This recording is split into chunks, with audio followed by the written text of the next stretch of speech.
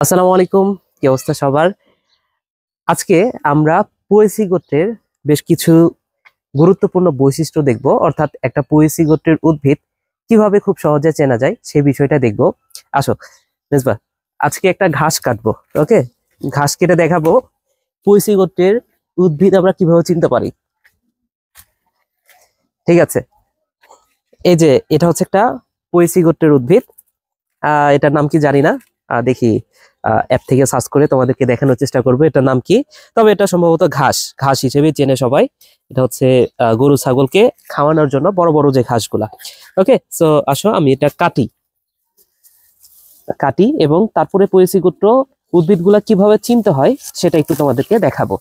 হ্যাঁ, ওকে মেজ ভাই, একটু সাইডে চলে আসো, একটু সাইডে চলে আসো।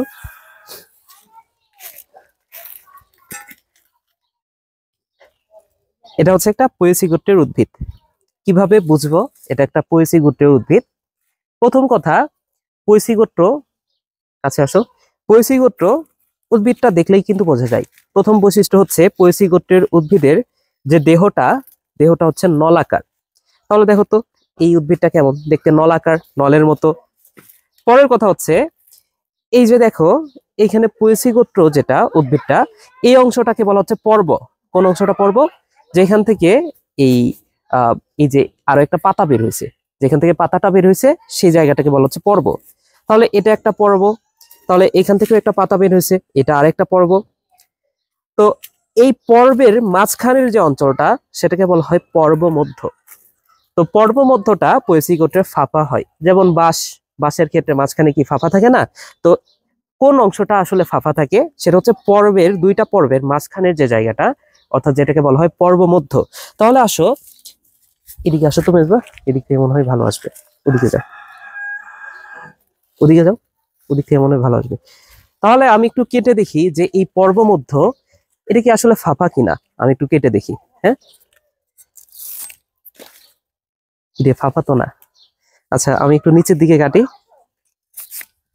আচ্ছা, এটার আসলে মাঝখানে ফাঁপা নাই। তবে তুমি যদি বাঁশ বা ঘাস এই টাইপের উদ্ভিদগুলো দেখো, সেই ক্ষেত্রে কিন্তু মাঝখানে পর্বমধ্য যেটা সেটা কিন্তু ফাঁপা থাকবে। ওকে, তবে এটার ফাঁপা না। এরপরে আসো, আসলে সবকিছুর কিন্তু সবগুলার ফাঁপা হয় না। যেমন আখ, ইক্ষু, সেটার কিন্তু পর্বমধ্যটা ফাঁপা হয় না। ঠিক আছে, আসলে ফাঁপা না। আরো কিছু বৈশিষ্ট্য চিনতে পারবা। যেমন এই যে এটা হচ্ছে একটা পাতা, এটা হচ্ছে একটা পাতা। এই পাতার মূল হচ্ছে এই যে এটা। তাহলে পাতার, এটাকে আমরা বলবো পত্রমূল। তাহলে পাতার পত্রমূল, এই পত্রটা দেখো কাণ্ডটা বেষ্টন করে আছে। দেখো মাঝখানের এই অঞ্চলটা তো কাণ্ড। তাহলে আমি যদি একটু টান দিই এই পাতাটা ধরে, দেখো তো কাণ্ডটা, কাণ্ডটা চারদিকে বেষ্টন করেছিল এই পুরো অংশটা। তাহলে পোয়েসি গোত্রের আরো একটা বৈশিষ্ট্য গেল, এটার পত্রমূল সেটা কাণ্ডবেষ্টক। ঠিক আছে, এরপরে আরো একটা বৈশিষ্ট্য আছে পোয়েসি গোত্রের, সেটা হচ্ছে পাতা লিগিউল যুক্ত। লিগিউল বিষয়টা কোনটা, এটা অনেকে কনফিউজড হয়ে যাও, লিগিউল আসলে কোনটা। তো লিগিউল হচ্ছে পাতার এই যে এই অংশটা, এই অংশটাকে বলা হচ্ছে লিগিউল। ঠিক আছে, তো এই লিগিউল যুক্ত হওয়ার কারণে, এটার কারণে যদি কোনো পানি বা কোনো কিছু আসে এই জায়গাতে পড়ে, সেটা কিন্তু এই পত্রমূলের ভেতরের দিকে যায় না। ঠিক আছে, তো এটা হচ্ছে লিগিউল। তাহলে দেখো পোয়েসি গোত্রের বেশ কয়েকটা বৈশিষ্ট্য কিন্তু আমাদের হয়ে গেছে। যেমন এটার কাণ্ডটা নলাকার, এরপরে পর্বমধ্য, এটা হবে ফাঁপা, এরপরে পত্র মূল, সেটা কাণ্ডটা বেষ্টন করে থাকে, পাতা লিগিউল যুক্ত। আরো কিছু বৈশিষ্ট্য আছে যেটা আসলে এইখান থেকে দেখানো সম্ভব না। যেমন এটার পুষ্পবিন্যাস, সেটা হচ্ছে স্পাইকলেট ধরনের। এরপরে ফল ক্যারিওপসিস ধরনের ফল দেখা যায় এখানে। ঠিক আছে, তারপরে পরাগধানী সর্বমুখ। ওকে, তো এই টাইপের আরো কিছু বেশ কয়েকটা বৈশিষ্ট্য আছে যেটা এইখানে আমি দেখাতে পারছি না। ওকে, সেটার জন্য ফুল লাগবে, গর্ভাশয় দেখাইতে হবে। তো যাই হোক, আশা করি তোমরা পোয়েসি গোত্রের বেশ কয়েকটা বৈশিষ্ট্য বৈশিষ্ট্য এখন তোমরা একটা ঘাসের কথা চিন্তা করলেই, একটা বাঁশ গাছের কথা চিন্তা করলেই খুব সহজে কিন্তু এটা তোমাদের মনে আসবে এখন থেকে।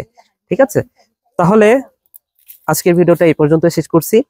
সবাই ভালো থাকো ভাইয়েরা, সুস্থ থাকো, আর সবাইকে ঈদ মোবারক।